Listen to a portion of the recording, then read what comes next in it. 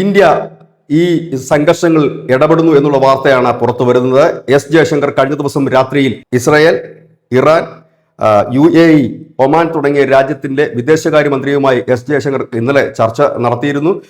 ഈ യുദ്ധം അവസാനിപ്പിക്കാൻ ഇപ്പോൾ ലോക രാജ്യങ്ങൾ ഇറങ്ങിത്തിരിക്കുന്ന ഒരു കാഴ്ചയാണ് നമുക്ക് കാണാൻ കഴിയുന്നത്. റഷ്യ ഇന്നലെ തന്നെ പറഞ്ഞു കഴിഞ്ഞു എത്രയും പെട്ടെന്ന് UN രക്ഷാ കൗൺസിൽ വിളിച്ചുകൂട്ടി ഈ വിഷയം അവസാനിപ്പിക്കണമെന്ന്. ഇപ്പോൾ ഇന്ത്യ കൂടി ആ ഒരു പാതയിലേക്ക് നീങ്ങുകയാണ്. ചൈന ഒരു മുന്നറിയിപ്പ് നൽകുകയുണ്ടായി. ഈ പ്രശ്നം എത്രയും പെട്ടെന്ന് സീസ് ഫയറിലേക്ക് പോകണം എന്നുള്ള കാര്യം.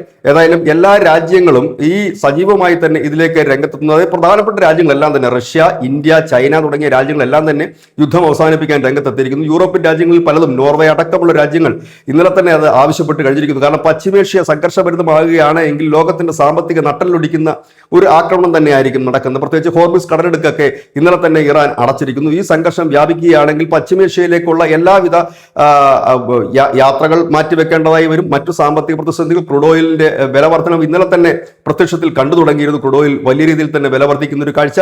ഇങ്ങനെ ലോകം ഒരു അനിശ്ചിതാവസ്ഥയിലും സംഘർഷഭരിതമായി നിൽക്കുന്ന സാഹചര്യത്തിലാണ് ഇപ്പോൾ മുൻപെങ്ങും നമ്മൾ കാണാത്ത വിധം നമ്മൾ കണ്ടു. ഇതിനു മുൻപ് പല യുദ്ധങ്ങൾ നടന്നു. റഷ്യ ഉക്രൈൻ യുദ്ധം നടന്നിരുന്നു, ഇപ്പോഴും അത് നടന്നുകൊണ്ടിരിക്കുന്നു.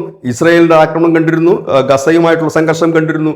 ഒപ്പം തന്നെ മഡുറോയെ പിടിച്ചുകൊണ്ടു പോയപ്പോഴൊന്നും ചലിക്കാതിരുന്ന ലോകം ഇപ്പോൾ വളരെ സജീവമായിട്ട് തന്നെ, പ്രത്യേകിച്ച് ഇന്ത്യ അടക്കമുള്ള രാജ്യങ്ങൾ വളരെ സജീവമായിട്ട് തന്നെ കളത്തിലിറങ്ങുന്നു എന്നുള്ളത് തന്നെയാണ്. കാരണം എത്രയും പെട്ടെന്ന് യുദ്ധം അവസാനിപ്പിക്കേണ്ടതായിട്ടുണ്ട്. കഴിഞ്ഞ ദിവസം ഇസ്രായേൽ പറഞ്ഞത് 4 ദിവസത്തെ ആക്രമണമാണ് തങ്ങൾ പ്ലാൻ ചെയ്തിരിക്കുന്നത്. 4 ദിവസം കൊണ്ട് ഈ യുദ്ധം അവസാനിക്കുമെന്നാണ് പറഞ്ഞിരിക്കുന്നത്. പക്ഷേ യുദ്ധത്തിന്റെ ഗതി മാറുന്നു എന്ന് തന്നെയാണ് ഇപ്പോൾ നമുക്ക് നൽകാൻ കഴിയുന്ന ഏറ്റവും പ്രധാനപ്പെട്ട വിവരം. News desk, news India Malayalam.